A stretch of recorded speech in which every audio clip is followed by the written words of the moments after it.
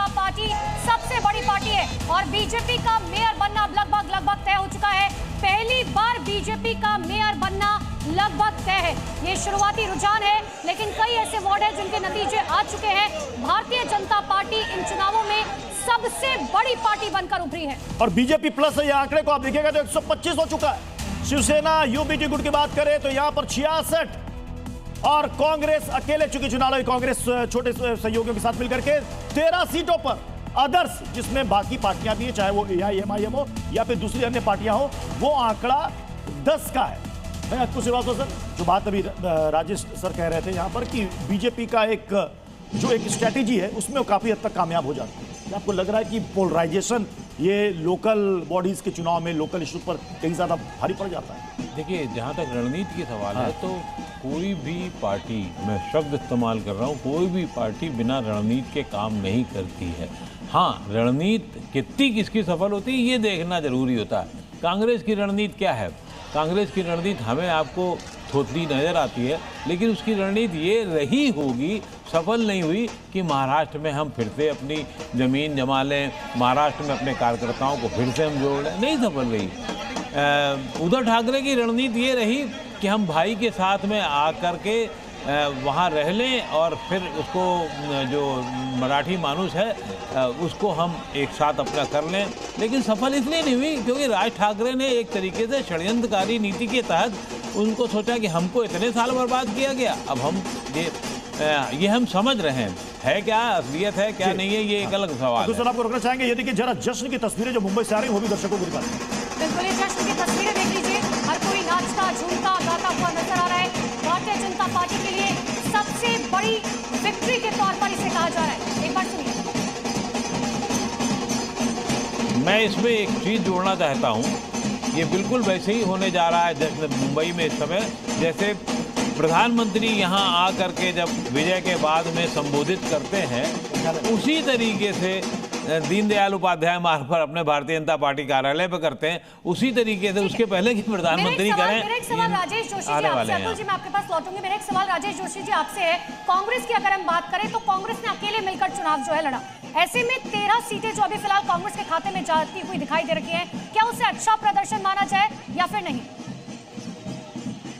नहीं, जाहिर सी बात है, अच्छा प्रदर्शन तो बिल्कुल नहीं कहा जा सकता है। देखिए, बिहार इलेक्शन का से जो नतीजे निकले उसके बाद कांग्रेस के भीतर जो बातचीत हुई उसमें किसी ने राहुल गांधी को समझा दिया कि दूसरों के साथ जाने से आपकी अपनी जड़ें कटती हैं, इसलिए आप जो है अकेले चुनाव लड़िए। अब अकेले चुनाव लड़ा, अब आपको माफी के साथ रोकना चाहेंगे राजेश सर, बीजेपी के 4 उम्मीदवारों ने चुनाव जीता है, 23 में से 4 बीजेपी के उम्मीदवारों ने चुनाव जीता है। छत्रपति संभाजी नगर से ये बड़ी खबर सामने आ रही है, बीजेपी के 4 उम्मीदवारों ने यहां पर चुनाव जीत लिया है। तो ये देखिए, अब तक जो 29 निकाय हैं राजेश सर, 29 निकाय में 22 पर बीजेपी प्लस आगे चल रही है। मैं बीएमसी की बात नहीं कर रहा, 29 में से 22 पर। इसे एक बहुत बड़ी विक्ट्री आप कह सकते हैं बीजेपी की, बहुत बड़ी विक्ट्री।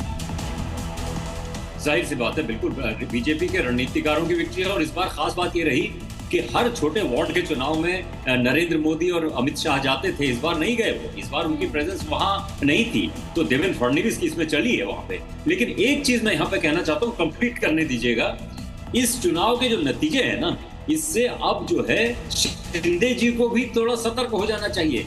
बीजेपी ऐसा वटवृक्ष बन गया है, अपने नीचे किसी को पनपने नहीं दे रहा है, वो कोई धूप घास पैदा नहीं होने दे रहा है। हालांकि उनको नाराज नहीं कर रहा है। ये देखिए, ये क्या बोलते हैं उनको, उनके जो केंद्र में भी अगर जो सहयोगी पार्टियां हैं उनको भी ये सबक लेना चाहिए कि आपकी वजह से, आपकी मदद से छोटे छोटे इलाकों में, राज्यों में जो है वो उन्होंने सत्ता पे कब्जा तो किया है, लेकिन उनका अपना एजेंडा चलता रहता है। उनका कार्यकर्ता कैडर, राष्ट्रीय स्वयंसेवक संघ, वो लगातार काम करता रहता है और दूसरों की जमीन को खैर खा लेता है। मन में कहीं ना कहीं थोड़ी सी जेलसी जरूर पनप सकती है। डरना चाहिए उनको, जेलसी नहीं बनी, उनको डरना चाहिए कि उनकी जड़ें कटेंगी अब।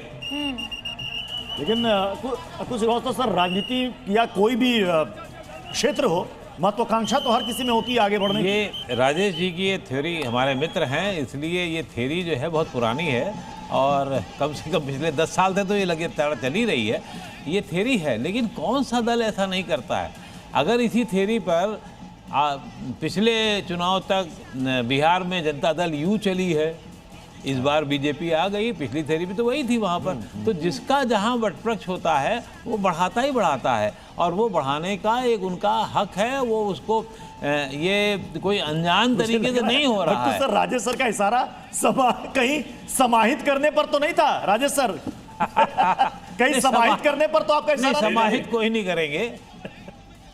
नहीं, अंकुर श्रीवास्तव जवाब कीजिएगा, मैं लौटूंगी आपके पास माफी के साथ। लेकिन एक बड़ी खबर आ रही है दहिसर वार्ड नंबर 4 से। बड़ी खबर है, शिंदे गुट के उम्मीदवार मंगेश चुनाव जीत चुके हैं, ठाकरे गुट के उम्मीदवार राजू हार चुके हैं चुनाव। ये दहिसर वार्ड नंबर 4 से आपको ये अपडेट दे रहे हैं, जहां पर शिंदे गुट के उम्मीदवार मंगेश ने चुनाव जीत लिया है। हमारे साथ 2 सहयोगी लगातार बने हुए हैं, अंकुर त्यागी भी जुटे हुए हैं हमारे साथ, और साथ ही अश्विन भी बने हुए हैं। अश्विन, मातोश्री में कुछ तो हलचल हो रही होगी कि आगे करना क्या है? जी देखिए, अभी तक यहाँ पर बिल्कुल सन्नाटा है, कोई भी हलचल। हम सुबह से यहाँ पर देख रहे हैं कि शायद कोई नेता आ जाए, शायद जो जीते हुए उम्मीदवार हैं वो आ जाएं, लेकिन ना ही कोई नेता यहाँ पहुँच रहा है, ना ही जीते हुए जो उम्मीदवार थे अश्विन, ये तो आप बाहर की तस्वीर दिखा रहे हैं, लेकिन आपके सोर्सेज क्या बता रहे हैं अंदर से? अंदर खेमे खाने क्या चल रहा है? जी देखिए, पूरा परिवार इस वक्त जो लगातार नतीजे आ रहे हैं उस पर नज़र बनाए हुए हैं। परिवार के सारे सदस्य अंदर हैं, वो सभी नज़र बनाए हुए हैं कि जैसे ही जो है नतीजे उनके पक्ष में आने शुरू होंगे, जाहिर है कि मातोश्री में जो जीते हुए उम्मीदवार हैं उनको आने के लिए कह दिया जाएगा। जीतने के बाद मातोश्री में उन्होंने बाकायदा जो भी उम्मीदवार हैं उन्होंने संपर्क किया, लेकिन अभी यहाँ पर किसी को आने के लिए नहीं कहा गया है। जैसे ही आंकड़े, चूँकि अभी रुझान है और ये रुझान अब जिस तरह के आ रहे हैं उससे बहुत ज़्यादा बदलाव होता हुआ दिख नहीं रहा है। अगले 1 घंटे बहुत ज़्यादा क्रुशियल होंगे। 2:30 बजे के बाद जो स्थिति होगी, लगभग वही स्थिति ये पूरा जो परिणाम है उस पर डिपेंड करेगी। फिर 2:30 बजे आखिरी जो काउंटिंग है वार्ड्स की वो शुरू हो जाएगी, और जो शुरुआती नतीजे या यूँ कहें रुझान जो आए होंगे वही नतीजे में तब्दील होंगे। तो आखिरी 46 जो वार्ड होंगे वो एकदम अंत में उसके काउंटिंग शुरू होगी, और वो काउंटिंग का देखते हैं कि 46 वार्ड में किसके तरफ कौन सा वार्ड जाता है, यानी किस गठबंधन की तरफ वो वार्ड जाता है, ये देखना पड़ेगा। आपने बहुत ही अहम जानकारी दी है, यानी कि 2:30 बजे के बाद 46 वार्ड तय करेंगे कि किसकी सीटें और बढ़ती है, किसकी सीटें और घटती है, क्योंकि अभी तक की टैली में तो दिख रहा है साफ साफ कि महायुति की बड़ी जीत होती हुई दिख रही है। मैं एक बार फिर से अंकुर आपका रुख कर रहा हूं। आपने कहा कि वहां पर बीजेपी के कार्यकर्ता धीरे धीरे जुटने शुरू हो गए हैं, मुख्यमंत्री के भी यहां पर आने का कार्यक्रम है, लेकिन जल्दी से दर्शकों को एक बार फिर से बता देते, बीएमसी में सबसे बड़ी पार्टी के तौर पर उभरी है। बीजेपी का मेयर बनना यहां पर अब बिल्कुल साफ हो चुका है कि बीजेपी का मेयर ही यहां पर बनेगा। जो बात नीतीश राणे कह रहे थे कि इस बार तो बीएमसी में जय श्री राम वाला ही और बीजेपी का ही मेयर इस बार बनना तय है, तो नीतीश राणे ने जो कहा था लगभग वो उनकी कही हुई बात यहां पर सच साबित होती नजर आ रही है। हमारे साथ राजेश सर भी जुटे हुए हैं। राजेश सर, अभी आपने एक बात कही थी कि डरना चाहिए इनको, एकनाथ शिंदे को, जिस तरीके से बीजेपी बढ़ती जा रही है। आपका इशारा समाहित करने की तरफ था या क्या था? नहीं, मैं अंकुर श्रीवास्तव जी ने जो बात कही उस पर थोड़ा सा ऐड करना चाहता हूं।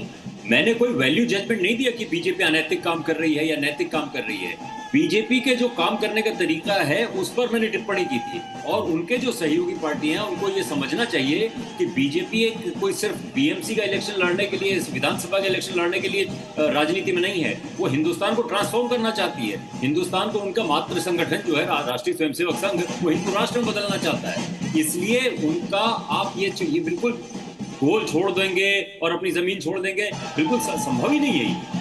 आप ये देखिए कि जब एक तो मजबूती में चढ़ाव पे, इसलिए जब चढ़ाव पे वो हैं तो वो क्यों किसी से कॉम्प्रोमाइज करेंगे। इसीलिए मैंने कहा कि शिंदे को और उनकी सहयोगी पार्टियां उनको डरना है। नेताओं की तरफ से देवेंद्र फडणवीस, नीतीश राणे, इनकी तरफ से कही जाती है, कभी भी मन से प्रधानमंत्री नरेंद्र मोदी ने या अमित शाह ने हिंदू राष्ट्र का जिक्र नहीं किया।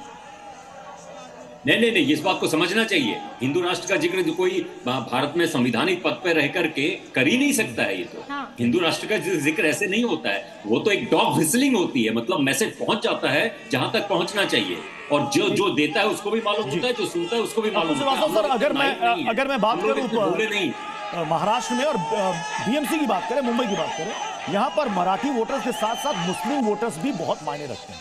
और मैं बीजेपी को अगर माइनस कर दूं तो उनके अलाइज ने भी, चाहे वो एनसीपी अजित पवार का गुट हो, उसने भी मुस्लिम कैंडिडेट उतारे, शिवसेना उद्धव गुट ने उतारे, कांग्रेस ने भी उतारे।